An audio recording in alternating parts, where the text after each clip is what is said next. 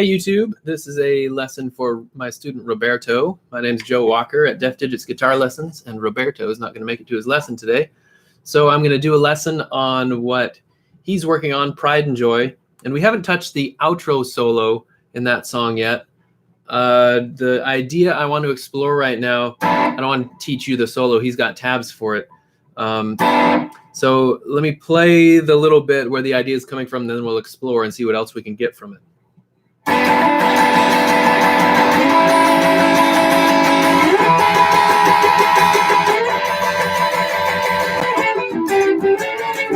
So then he goes on to play more, but this is the idea.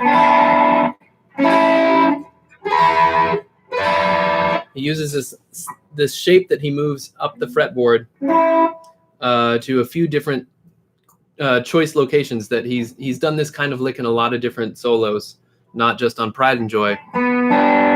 But these are the notes we're getting to start with. It's G string 4th fret, B string 3rd fret, and open high E string. That open high E string stays there the whole time. And if you want to play it like Stevie, you do all upstrokes really fast. And I can't do my upstrokes as fast as he does, so I do downstrokes. Next shape is fret 6, 5, 0. Next shape is all the way up to the 12th fret, fret 13, 12, 0. And next shape is whatever that is, 16, 15, 0. So that's...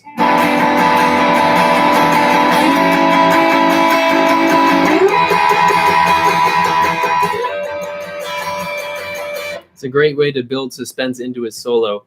And by that time, he lands on the 4 chord for the rest of it when he does all of that stuff. So let's take that idea. And I remember when I first learned this solo, I didn't really know what was going on here. This isn't pentatonic stuff anymore. How's he getting this? So I just started moving that around to all different frets and just see what I can get. So let's try that right now. Let's take this starting position and try moving down fret by fret and see what we get.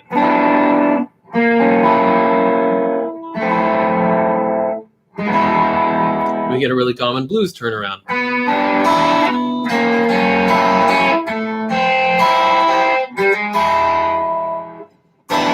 So that's going down 1 fret at a time. And you can play that in a bunch of different ways. You can do it the same way as it came up in Pride and Joy, going.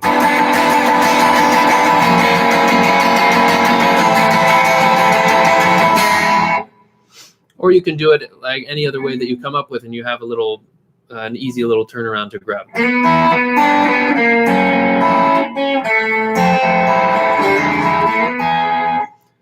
Next, we can start going up and just see what frets we can land on that sound good and what frets we land on that sound weird or bad or unusable.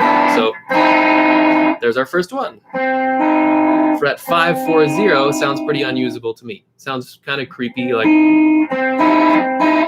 maybe I could find a place to use that. Probably not in a blues like Pride and Joy. That one's good. That's actually one that he was using. Fret 6, 5, 0.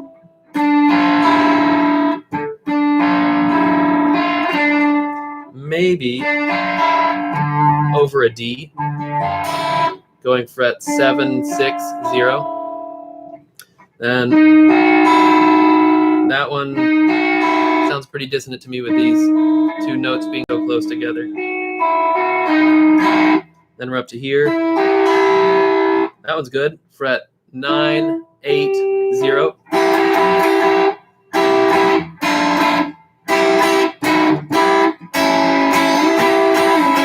That's pretty cool. I probably wouldn't use that in Pride and Joy. It sounds too minor. Maybe in some other song. That's a good idea. So that was frets 6 and 5 down here, and up here it's fret 9 and 8. And moving up another fret to fret 10 and 9. Another weird dissonant one. That one's cool. Kind of a Sound of Silence vibe. That's fret 11, 10, 0. Then we got 12, 11, 0. That one's kind of dissonant on its own, but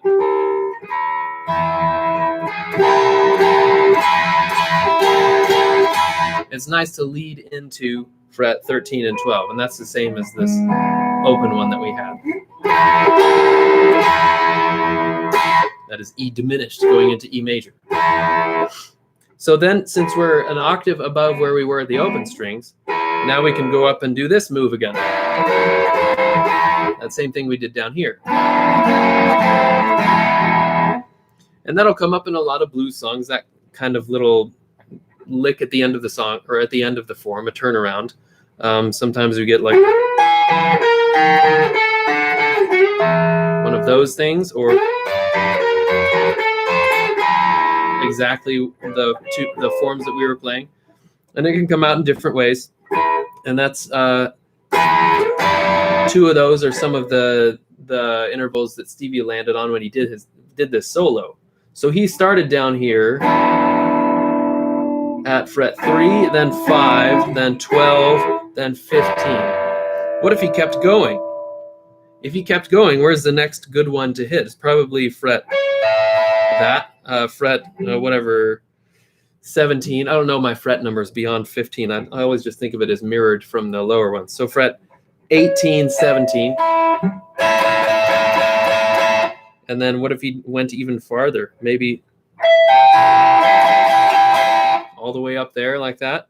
So maybe something like if he took that idea, and I think he did this live a few times, where you take that idea and instead of going into the next part of the solo, continue the idea and see how far it can go. So something like that.